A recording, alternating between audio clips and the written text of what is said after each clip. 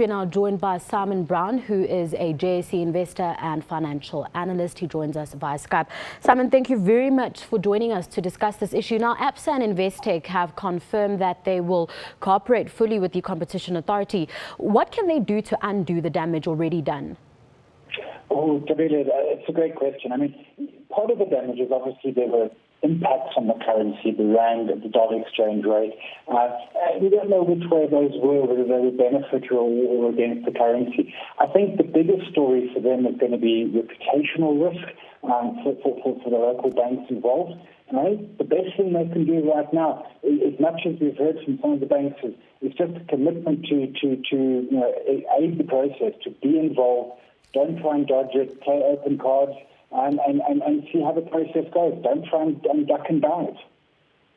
Now, Simon, earlier on we had the Competition Commissioner here and he took us through the technicalities of this. But now the Commission says the unethical trade dates back to 2007. Take us through how this collusion affected the South African economy in general. So it's tough to tell because notwithstanding what we've seen from the Competition Commission and the interview you've just had, we don't get the exact details. And the point being, what's being accused here is that in essence, the exchange rate has been manipulated by these 17 banks, the 3 local banks and 14 global banks. What we don't know is in what direction and how, and were they making the currency weaker potentially? Was it to move the currency stronger? Because as traders, and as they would be doing, it's not a guarantee that they wanted the currency one way or another.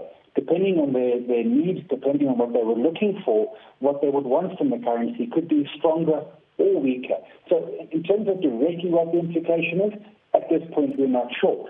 In truth, certainly it's created probably some volatility in the market, and when we get details from the Commission, we can start to get a sense for what, if any, direct impact there has been. Potentially there has been. At this point, we're just not sure.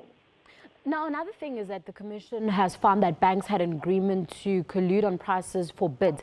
What exactly does that mean? So what's happening is you're looking at the rand-dollar exchange rate. It's not one of the top sort of 5 or 6 currencies in the world in terms of amount of transaction that's happening. But certainly it's up there and probably somewhere between 10 and number 15. So we see a lot of traffic going through.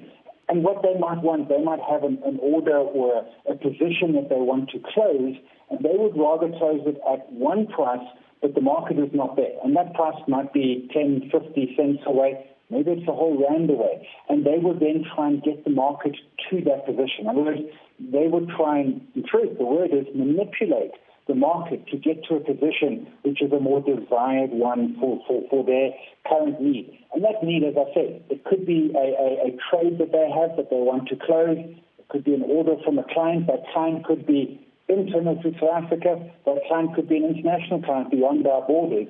And they would then try and get a currency to a particular level which would benefit that need. Now, this investigation also points to how the majority of trade took place outside the country involving foreign banks. How easy or complicated is it to do that? So, I mean, in truth, I mean, the currency market in itself, it is the biggest market in the world. It is multiples bigger than the stock market, which we often refer to, or the commodity market, gold and platinum and the like. And this trades 24/7, 5 days a week across the world. So as much as we're sort of, the rand is our currency and we view it patriotically almost in a sense, what you find is that these currencies are being traded, the rand included, absolutely around the world. Now, for me, you and many of the viewers, for us to trade that, it's perhaps not so easy. But if you're a large financial institution, South African or global institution, trading currencies is just a matter of basically getting onto the currency systems that are offered and starting to transact.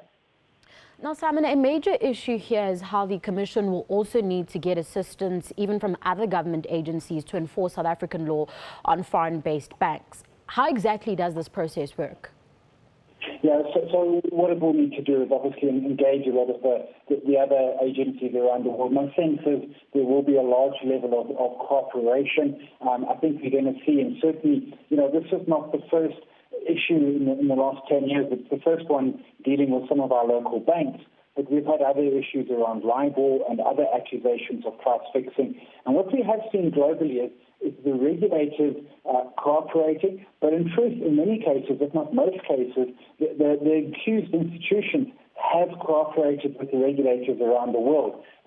And typically, what we've seen over the last many years is some large fines being levied, although no admittance of guilt. More a case of, here's a large fine, we'll pay a fine, but we're not admitting any guilt in the process.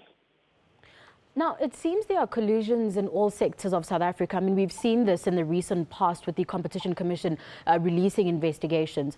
What measures should government put in place to stop such practices? That is a great question. And I first want to touch on the Competition Commission. They do our country proud. They've investigated everything from bread to bicycles, and more often than not, they win their cases. They really are a great institution. To your point, of how do we stop this happening? It's tough. Some of it is entrenched. Some of it, as we're witnessing in this particular event, is absolutely global. And I think it is a case of authorities, and it needs to be beyond just our authorities. It needs to be global. It needs to be authorities really taking a lead on this, prosecuting. And then perhaps the question, and this is a much bigger debate, but perhaps the question that perhaps there should be some individuals held liable. Far too often the institutions will pay their fine, they won't admit guilt, but I'm not sure that we're necessarily seeing individuals held liable. And perhaps if a few more people were held liable, perhaps this might happen a little less often. Just finally, Simon, if we look at suggested remedial action and maybe fines imposed, for example, that 1.5 billion rand on the construction sector, would you say these fines are enough to stop further collusions? To be an answer is probably not. I mean, let's be honest. Trading, you're paying 10% of turnover. That's a lot of money.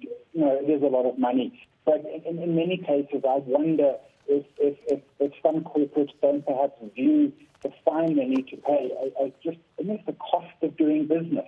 Much as they have to employ staff and provide offices and stuff like that, I am concerned that sometimes the view of paying the fine is, well, it's just another line item on the cost sheet.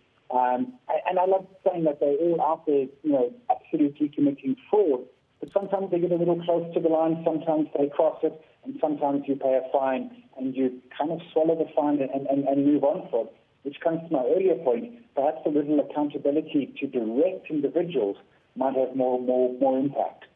Simon, we'll have to leave it there. Thank you very much for your time. That was Simon Brown, a JSE investor and financial analyst, joining us via Skype to discuss those banks that were implicated in collusion by the Competition Commission.